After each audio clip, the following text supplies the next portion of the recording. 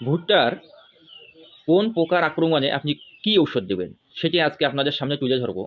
আপনাদের যাদের ভুট্টার গোড়া দেখবেন এরকম কেটে গেছে পোকা, আপনারা তখন পোলোরোপাইরিফাস গ্রুপের যে কোনো একটি কীটনাশক আপনারা ঠিক বিকালবেলা স্প্রে করলে এই কাটুই পোকা খুব সহজেই দমন হবে। আর একটা পোকা হচ্ছে যে ফল আর্মিয়ম পোকা, যেটাকে আমরা আর এক ধরনের কাঠি পোকা নামে চিনি। সেটা দেখবেন যে আপনার পাতাগুলো কুড়ে কুড়ে খাবে এবং পাতার মধ্যে দেখবেন যে এক ধরনের পায়খানা থাকে। আবার এই পোকা কি করে যে গাছের আগাটি খেয়ে একবারে এর ভিতরে ঢুকে, অর্থাৎ এর কচি অংশটি খেয়ে ভিতরে ঢুকে সেখানে বাসা বাঁধে, সেখানে বাচ্চা ফুটায়, আবার সেখানে দেখবেন যে পায়খানা বা মলমূত্র অনেক।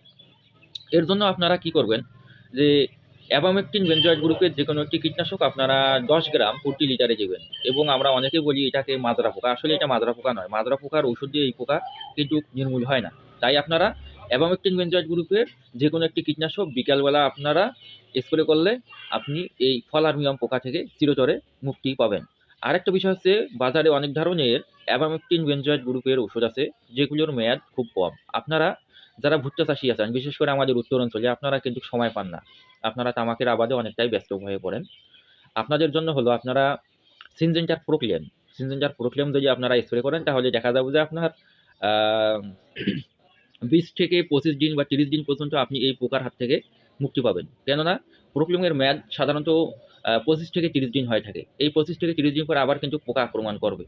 বাজারে কিন্তু অন্যান্য কোনো কীটনাশক নাই যেটা এত আপনার এত সময় ধরে আপনার প্রোটেকশন দেবে। জমিতে প্লাবন আকারে সেচ দিয়েও এ পোকা খুব সহজে দমন করা যায়।